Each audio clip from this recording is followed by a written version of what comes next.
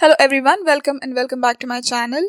आज का जो वीडियो है इसमें हम डिस्कस करेंगे माय सिस्टर स्लीप, जो कि डीजी रॉसेटी ने लिखी थी। ये जो पोएम है 15 स्टैंजास की पोएम है, ज़्यादा बड़ी नहीं है। इसकी जो लैंग्वेज है वो भी काफ़ी इजी है। इस पोएम में टोटल 3 कैरेक्टर्स हैं। एक है हमारे पोएट खुद यानी डीजी रॉसेटी, इनकी माँ और इनकी एक बीमार बहन जो कि डेथ बेड पे है। उसका नाम मार्गरेट है। She is about to die और उसकी वजह से जो पूरे घर में एक ईडी साइलेंस है, क्योंकि जब कोई मरने वाला होता है तो कैसा माहौल सब तरफ हो जाता है, कोई बीमार है तो उस ईरी साइलेंस को जो इन्होंने बहुत अच्छे से पेंट किया है। और जैसे कि हम जानते हैं कि ये प्री रेफलेट ब्रदरहुड का पार्ट थे, तो इनका जो एक क्वालिटी है वो ये है कि वो बहुत ही ज़्यादा डिटेल में हर चीज़ जो है उसको बताते हैं, बहुत ही माइन्यूटेस्ट डिटेल में जो है वो बताते हैं। और इस पोएम की स्पेशलिटी ये है कि वो कहते हैं कि even though he is writing a poem, but उन्होंने जिस तरीके से ये पोएम लिखी है वो एक तरीके से पेंट कर रहे हैं अपनी डाइंग सिस्टर के फिगमेंट को, जो है वो पेंट कर रहे हैं। ये जो पोएम है, अगर इसकी मैं जो नॉर्मल टेक्स्ट है उसकी मैं बात करूँ तो ये शॉर्ट लाइन में बनाई गई है। सिंपल आयम्बिक टेट्रामीटर जो है वो यूज़ किया गया है। इसकी राइम स्कीम जो है वो है A B B A। क्वार्टरन्स जो है यानी हर स्टैंजा में 4-4 लाइंस हैं। क्वार्टरन्स में ये लिखी गई है।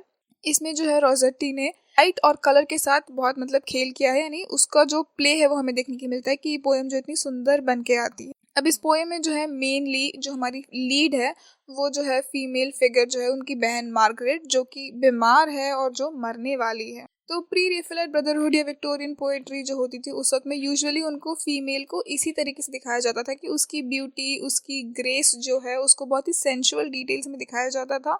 और उसे किसी भी लड़की को ऐसा फ्रेल, वीक, वीपिंग, स्नूनिंग, डाइंग, मतलब इस ऐसा कि उस ऐसी लड़की जिसे कि किसी इंसान की, किसी आदमी के मदद की ज़रूरत है, जिसको कि आपको प्रोटेक्ट करना पड़ेगा, सपोर्ट करना पड़ेगा।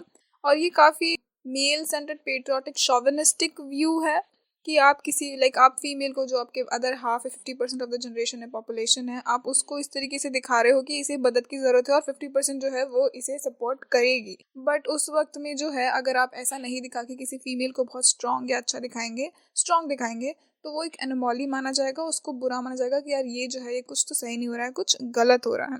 तो उस वक्त का जो ट्रेंड था रॉसेटी ने उसको फॉलो करते हुए जो है ये लिखी है।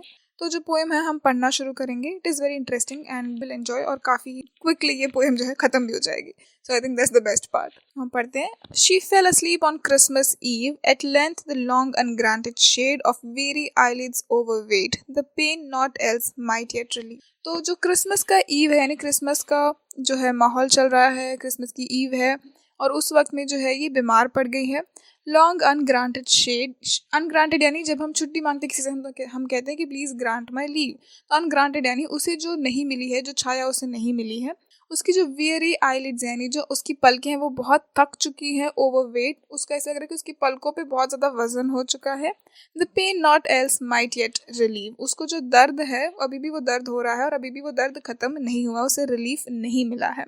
Our mother, who had leaned all day over the bed from chime to chime, then raised herself from for the first time, and as she sat her down did pray. अब उनकी जो माँ है वो पूरा दिन यहाँ से वो पूरा दिन अपनी बेटी के ही पास में थी, उसके ऊपर ही झुक के बैठी हुई थी, देख रही थी उसको।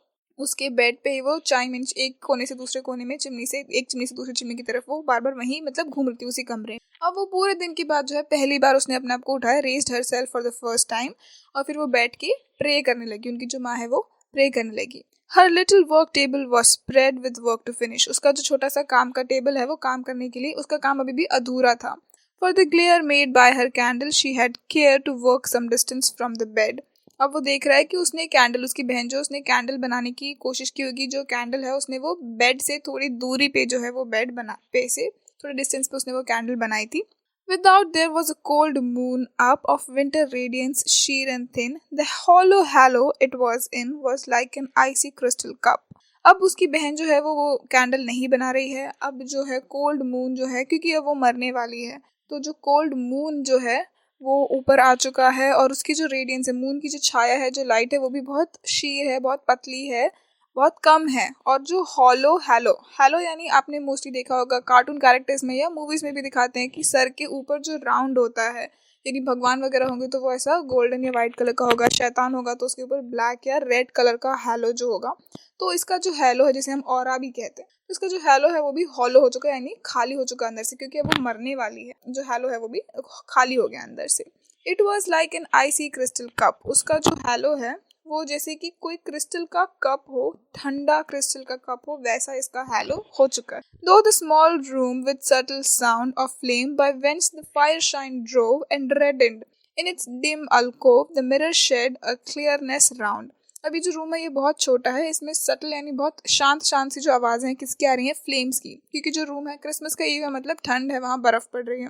तो इन्होंने जो है अपने रूम में by the vents fire shine यानी जहाँ हम आग लगाते हैं, जो आग जलाने की जगह है, वहाँ पे आग लगी हुई है और आसपास जो एरिया है वो भी पूरा लाल लाल हो रहा है क्योंकि आग जल रही है घर में। तो फायर शाइन जो है अग्नि स्थान जिसे कहते हैं। इन इट्स डाइम अल्कोव, अल्कोव यानी रूम का ऐसा पार्ट जिसकी की दीवारें बाकी रूम से और थोड़ी ज्यादा पीछे हैं। The mirror shed a clearness round, अब उस एरिया में जो है मिरर लगा हुआ है और वहाँ पे से जो है साफ साफ उनको इमेजेस या परछाई दिखाई दे रही है मिरर से।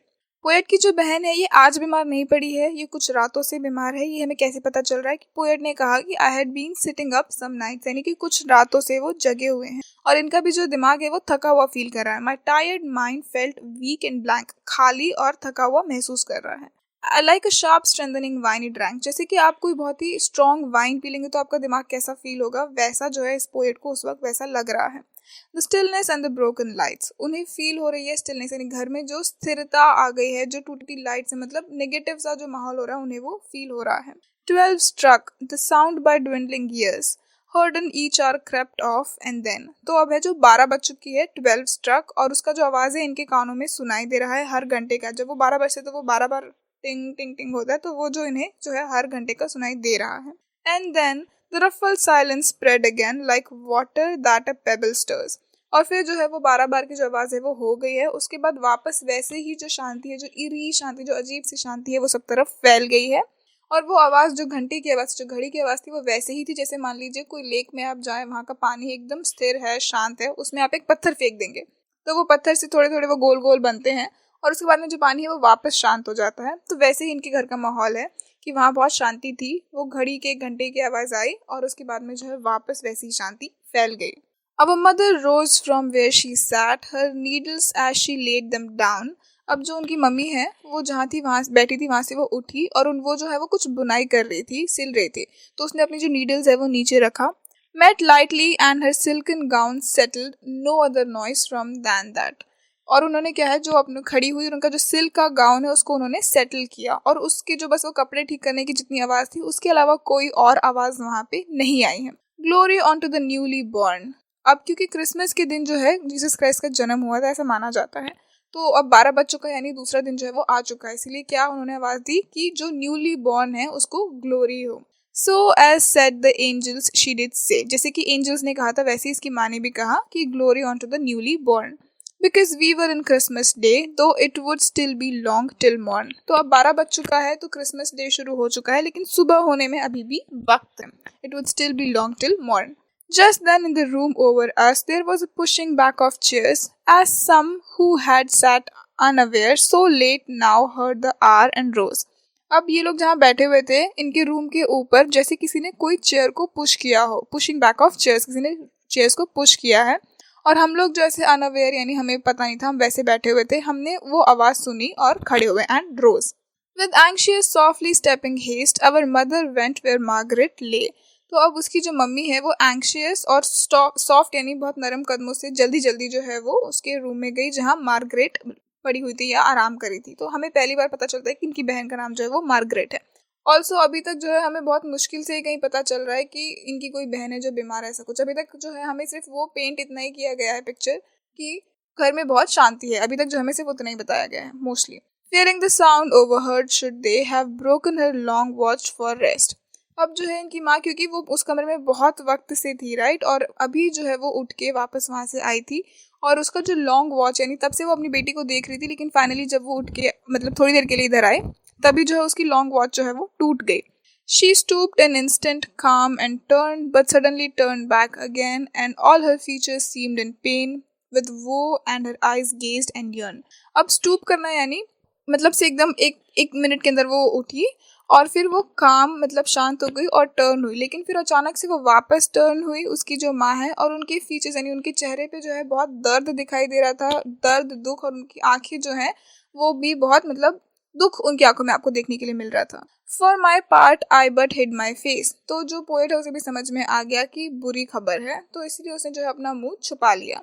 And held my breath and spoke no word, और उसने जो उसकी सांसें रुक गई और उसके मुंह से कोई शब्द निकल ही नहीं रहे थे। There was none spoken but I heard the silence for a little space, कोई भी शब्द बोले नहीं गए थे, लेकिन फिर भी जो है पोएट को सुनाई दे रहे थे। उसको क्या सुनाई दे रहा था? साइलेंस जो है वो सुनाई दे रहा था थोड़ी सी जगह के लिए। अब mother bowed her self and wept, उनकी जो माँ है वो झुकी और वो रोने लगी। And both my arms fail and I said, तो जो पोएट है उनके जो दोनों आर्म्स है, जो हाथ है, वो ऐसे जैसे थका हुआ इंसान, हारा हुआ इंसान कैसे अपने हाथ छोड़ देता है, वैसे जो है इनके हाथ गिर गए। और उसने क्या कहा? God knows I knew that she was dead. तो अब इसने क्या कहा पोएट ने कि भगवान जानता है कि मैं जानता हूँ था कि वो मर गई है, मतलब मुझे पहले से पता था कि वो मर चुकी। And there all white my sister slept, और इसी वहाँ पे जो है इसकी पूरी सफ़ेद, मरने के बाद सफ़ेद हो जाते हैं, वैसे ही इसकी जो सिस्टर है वहाँ सो रही है। Then kneeling upon Christmas morn a little after 12 o'clock we said ere the first quarter struck, Christ blessing on the newly born। अब जो है ये लोग नीलिंग अपॉन यानी घुटना टेक के वो लोग बैठ चुके हैं, क्रिसमस की मॉर्निंग हो रही है, थोड़ा 12 बजे के बाद का थोड़ा सा जो वक्त है, ये लोग वहाँ बैठे हुए हैं। We said here the first quarter struck, जो पहला क्वार्टर है वो वापस से स्ट्रक यानी आवाज़ आई, तो इन्होंने क्या कहा? Christ blessing on the newly born, कि क्राइस्ट जो है वो इस न्यूली बॉर्न को ब्लेस करें। तो वो तो मर चुकी है, लेकिन आप कह लीजिए कि उनका जो जन्म है इधर से निकल के अब दूसरी दुनिया है, तो वो कह रहे हैं कि क्राइस्ट जो है वो इस न्यूली बॉर्न को ब्लेस करे। और इसके साथ ही जो है वो पोएम पूरी खत्म हो जाती है। आई होप आपको समझ में आई होगी। इजी पोएम है, लैंग्वेज है वो भी इजी है, एंड जो है हमें देखने मिलता है कि पोएट जो है कितने अच्छे से पेंट कर रहे हैं वर्ड्स को, कि वो जो साइलेंस है वो हम भी फील कर पा रहे हैं।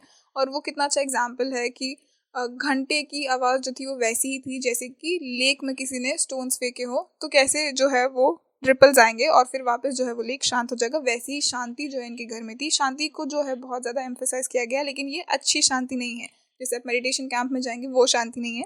This is like this painful, eri, strange, weird kind of शांति, क्योंकि उनके घर में जो है उनकी बहन मरने वाली है।